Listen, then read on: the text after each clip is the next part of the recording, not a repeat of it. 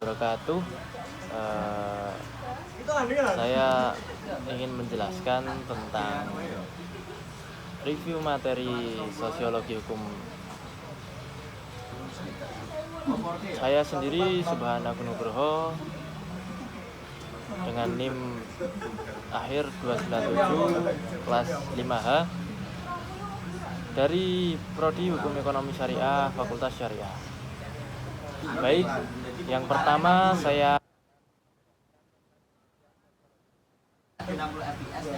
sosiologi hukum ialah cabang ilmu sosial yang mempelajari hubungan antara hukum dan masyarakat.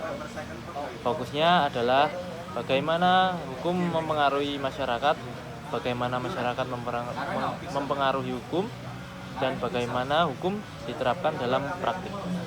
Sosiologi hukum juga mengeksplorasi hukum sebagai produk sosial yang mencerminkan nilai, norma, dan struktur sosial. Lalu selanjutnya ada hukum dan kenyataan masyarakat. Hukum tidak bisa dipisahkan dari realitas sosial.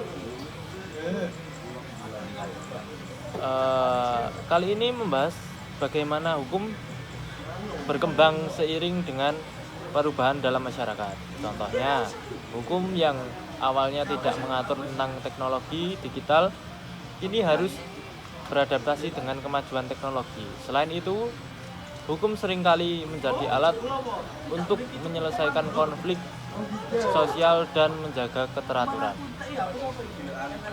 Selanjutnya ada yuridis empiris dan yuridis normatif. Yuridis normatif ialah pendekatan ini melihat hukum sebagai kumpulan aturan yang formal dan tertulis yang seharusnya ditaati oleh masyarakat. Fokusnya ialah pada apa yang seharusnya menurut hukum. Sedangkan yuridis empiris mempelajari hukum sebagaimana diterapkan di masyarakat dengan melihat fakta sosial dan perilaku masyarakat terhadap hukum. Fokusnya pada apa yang lalu ada mazhab pemikiran hukum positivism. Aliran ini memandang hukum sebagai sistem aturan yang dibuat oleh negara dan harus diterapkan tanpa mempertimbangkan aspek moral. Hukum dianggap sah jika dibuat oleh otoritas yang berwenang, terlepas dari apa hukum tersebut adil atau tidak. Tokoh utama aliran ini adalah John Austin dan Hans Kelsen. Lalu ada mazhab pemikiran hukum Sociological Jurisprudence. Sociological Jurisprudence melihat hukum sebagai alat untuk mencapai tujuan sosial. Aliran ini menekankan bahwa hukum harus dipahami dalam konteks masyarakat tempat hukum itu berlaku. Tokohnya adalah Ruscio Pon yang percaya bahwa hukum harus berfungsi sebagai alat rekayasa sosial untuk menyelesaikan masalah sosial.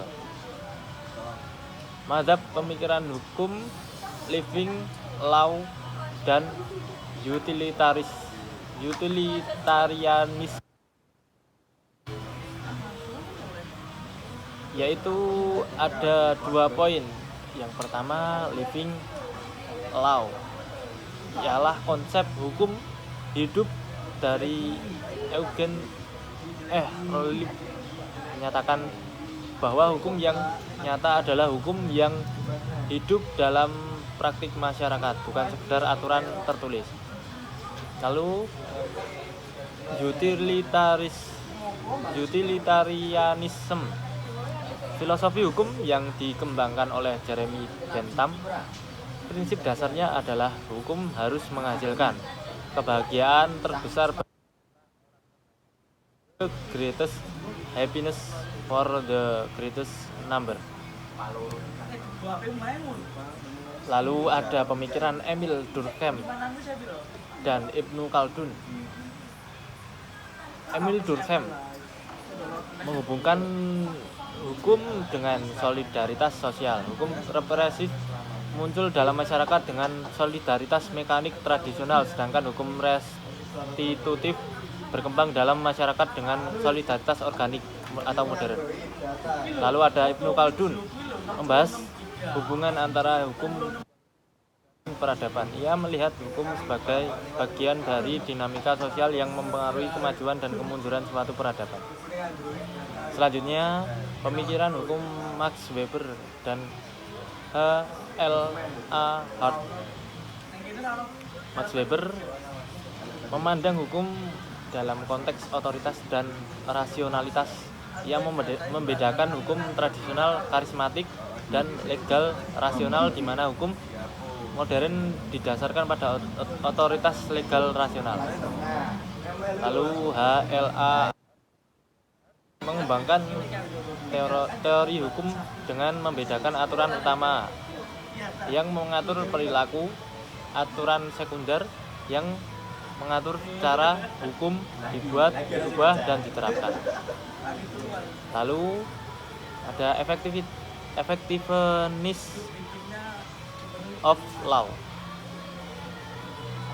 Mengukur efektivitas hukum berdasarkan kepatuhan masyarakat terhadap hukum, kemampuan penegakan hukum dalam menjalankan aturan, lalu kesesuaian hukum dengan nilai-nilai sosial.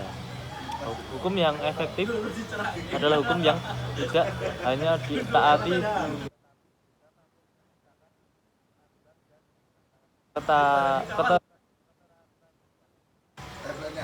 lalu ada law and control. Hukum sebagai alat kontrol sosial digunakan untuk mengatur perilaku masyarakat, mencegah kejahatan, dan menyelesaikan konflik.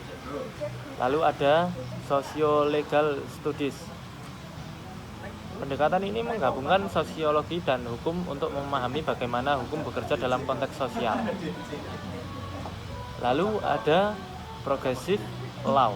Hukum progresif yang dikembangkan oleh Sajipto Raharjo adalah konsep hukum yang menempatkan manusia sebagai pusatnya.